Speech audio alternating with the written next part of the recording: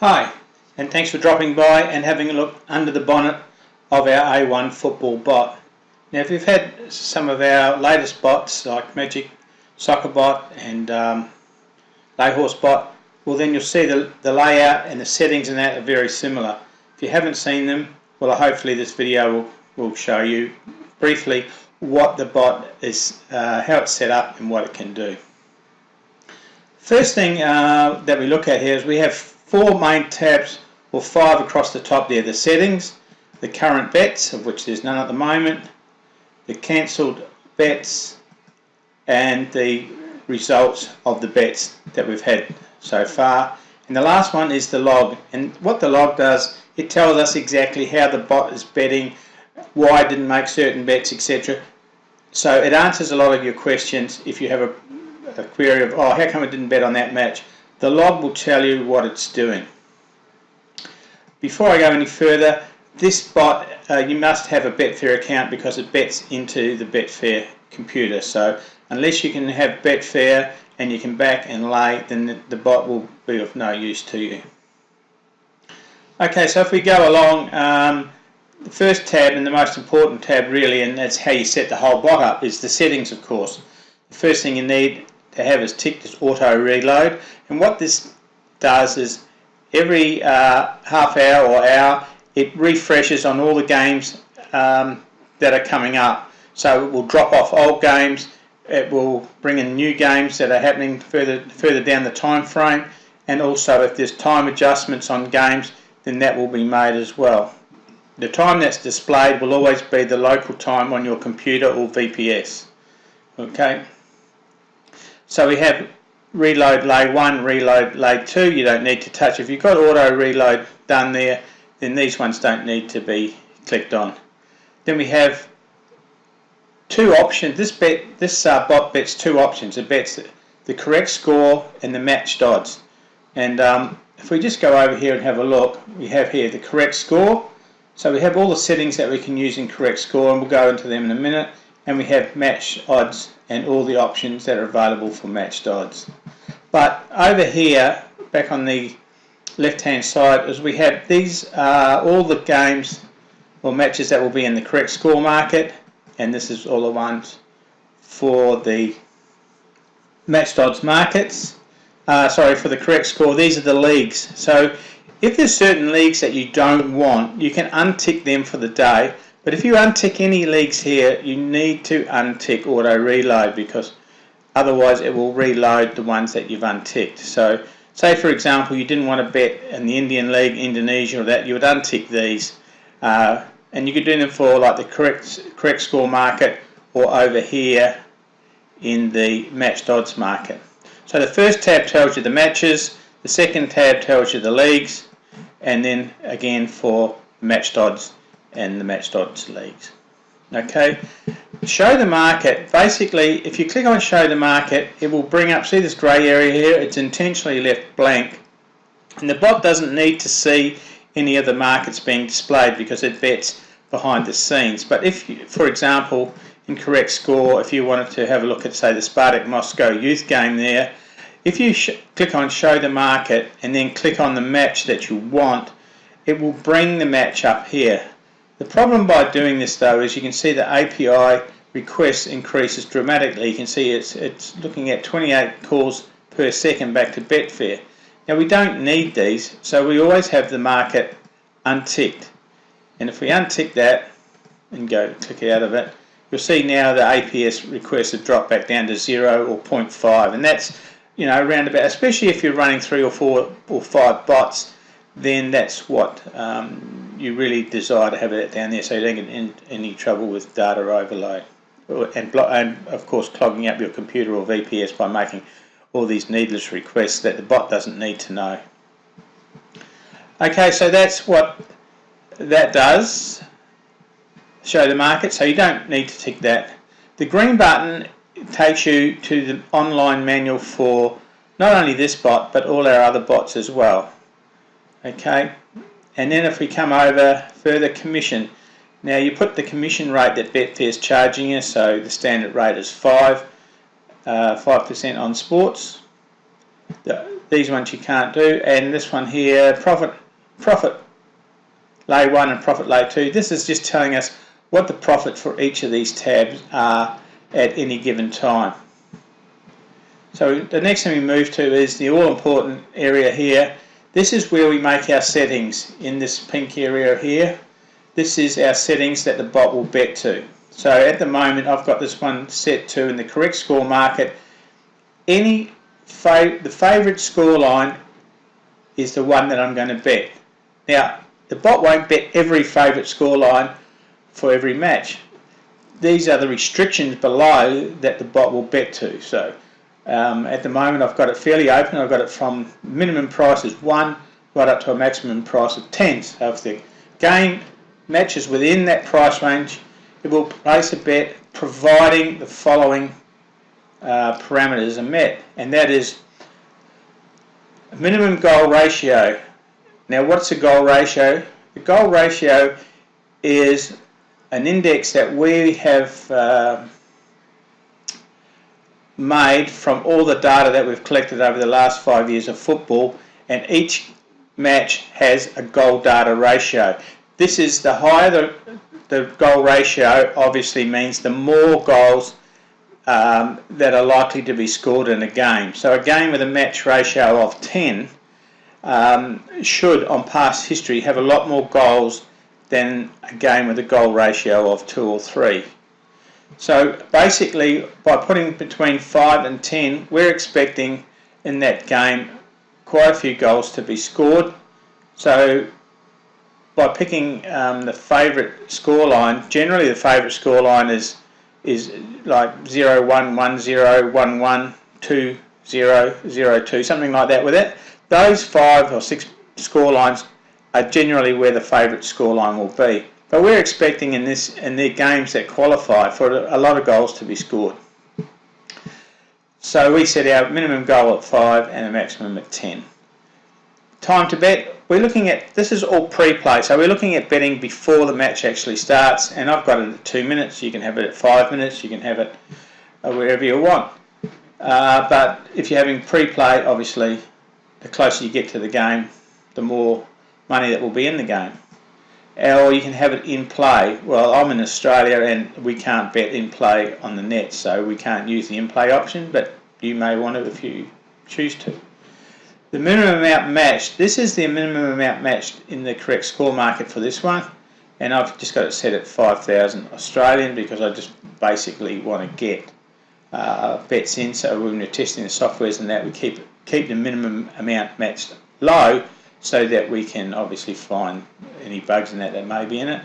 But generally a good minimum amount match that we find that is giving us a true cross-section of the chances of the scores or teams is about 5,000 pounds match. So that would be 8,000 Australian and about 6 and a bit, 5,600 euro or something like that.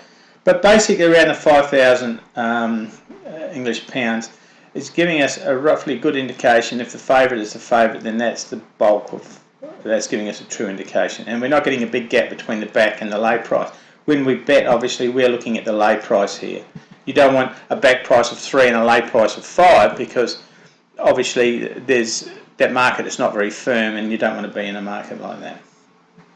Next thing, we just put the minimum and maximum odds. If you put 1 and 100 there, then you are going to obviously have everything covered, because your real guide to the price up here is the minimum price for the scoreline is here, but we need to have the home, the way and the draw. We need to have them opened up so that we can get the bets on.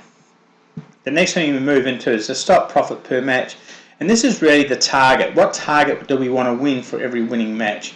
And we've got here, I've got 0.1 because obviously I'm testing 5 or 6 bots at once, and so I just keep it low. So every winning match I want to win 10p or 10 cents, but you would have £1 or whatever you want in there. Stop at a profit for each tab is 5, and stop at a profit for all tabs is 5. Now if you have these buttons ticked here, which we recommend you do, then these don't mean anything really because they just get overridden by the tick. But say for example you wanted to win £10 for the day, over all tabs, then you would have 10 in there and you would have that unticked. So if the profit got to 10 for the day, the bot would stop betting, and then when you restart it the next day, you'd have to reset it again. We don't recommend stopping at a target per day. We just rather let the bot run. Now we have two ways of limiting the bets that we spend. In the case of a losing run, we have two areas that we can stop on. Stop at a liability, and if you're laying, liability is how much you are going to lose if the bet gets placed. So in this case, I've got stop loss at a liability of 5, so that's $5 or £5. If I'm going to put a bet and it's going to be over £5, then the bot will not place the bet. If my risk is going to be, if I'm risking £5 loss, the bot will not place the bet. It will reset to the default, in this case it's 10p, and then the series will restart again. So that's why I've got continue and restart. If you use this one down here, this is the staking.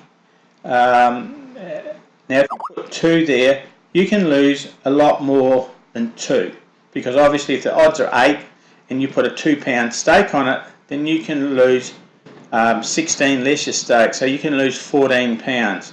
So you don't have the real strict control over it that you do with liability. So I always suggest is at this one here, don't use staking, just keep that very low. I've got it at 2. Always use the stop loss liability. So here at 5 and 2, the orange box is controlling my staking. Distribute all losses among enabled tabs. You keep that ticked. That just means if when you get a losing bet, depending how many tabs you have up the top here, as to how it's spread. I run 10 tabs, so that means if I have a loss, say I have a losing bet of say 5, then that will split that 5 loss over 10 tabs. So that will be 50p will go into each of the 10 tabs as we try and recoup our losses. The profit delta is 0.1. Means after a losing bet I want 10p added to it as well, so that's over and above my target, an extra 10p. Okay, and the Mexican way, always have this tick. That means when we have our bets, they go from tab 1 to 2, 3, 4, 5 and so on. And then we have down the bottom start, stop, log out and clear. The important thing is when you make changes up here is to have it on stop, and clear means if you click on the clear button here, what it will do is it will clear the staking for whichever tab you're in. At the moment we're in correct score tab, so if you click that, that'll clear the staking sequences for tab 1 and restart fresh. Okay, when you go to close the bot, always make sure you stop each tab. Okay, so if you're finishing for the day, stop, lay 1 and then go to lay 2 and push stop again. That will retain all the staking, all the results, so when you fire it up again tomorrow or the next day, whenever you want to, then all the staking is kept in place. And if we go to matched odds, the settings are similar. The difference is, of course, you can choose whatever market you want to bet within the matched odds. So I'm betting on, if you want to bet on the home, the away, whatever, then that's where you select what you want to do. Okay, so that is the staking, and then across the top here we have the tab. So this is the first tab, tab 1. We can see up here it's telling us what our distributed losses is between the systems, and at the moment we've obviously got no losses being continued, because if we look at our results, we haven't had any losing bets for today. And this here tells us our profit for lay 1 and our profit for lay 2. So if we go through the tabs, you can see there it's telling us all what we need to know. Now if we wanted to clear the results out of here, we can push clear results and we'll clean this up, and then we can clear the staking also for individual tabs by using the button within each tab. So if there was a tab that you wanted to clear the staking for, you'd use the button here, so either clearing for lay 1, which is correct score, or lay 2, which is your matched odds. You click those buttons there. Okay, so there's our results. It's telling us our bets that we've had today, lay 2 and lay 1, and they independently stake of each other. So, and over on the far side here, GR is our goal ratio. Now this is the goal ratio for each of these games that that the matches were defined by. So later on in your research, you can always look at the goal ratios. You might want to say, well, if I have goal ratio set at 7+, does that improve my strike rate, etc.? And that's done by that there. Okay, so back to settings. So that pretty well gives you a good idea of what the software can do. The strategies that you choose are up to you. We'll give you a few to start with, a few that we've used in testing. When we're doing this software, as you can see here, this is up to the 21st edition. We're always, obviously there's things that you've got to fix when you're doing a software, so it's impossible for us to keep running long continued examples of strategies when we're in the test phase. But once we've got the correct software at the right level, which is, we're pretty sure we've got it there now, then we can continue to run some of the strategies and give you a bit better idea on what's working for us. Yeah, as I said, you may have your own ideas of what you want to do with it, and it's only limited obviously by the choices that we give you here, and the odds and the goal ratios. All these can be played with. You might want to, we find that if you go to a higher minimum matched amount, say like 50,000 for example, then you're getting like the top echelon of like EPL and English championships and obviously Bundes and that. But the trouble is, the higher amount matched, obviously the less matches you're going to be betting on. So it's up to you. But it is a great way to enjoy the sports betting of football, where you're not having to make the manual choices or put the manual bets on. These are all done automatically into Betfair from the bot. So you can always just click on the current bet, see what bet you've got, follow the game, whether it be on live score or whether it be on TV or however you view your football. That's what it gives you the freedom to at any time, you know, over a space of about 18 hours. I mean, football runs 24 hours a day, but obviously a lot of the leagues, we find probably 12 to 14 hours during the season is the active time, when there's always a game being played somewhere that will qualify for A1Football. Okay, so on behalf of Michael and our research team, thanks for watching this Under the Bonnet, and we hope that you see a place in your betting for A1Football. The question I always get asked is, can we run our bots, several of them at the same time? And the answer is yes, you can. You can run on your computer 4, 5, 6 bots. They're all independent of each other. They don't interfere with each other. So if you've already got Magic Soccer or Lay Horse Bot, ensure you can run A1Football in conjunction with them on your VPS or on your PC or laptop. You just obviously need a Windows-based VPS or computer to run our bots that run with Betfair. So thanks again for watching this, and we look forward to you joining our happy stable of auto betting bot owners. Thank you.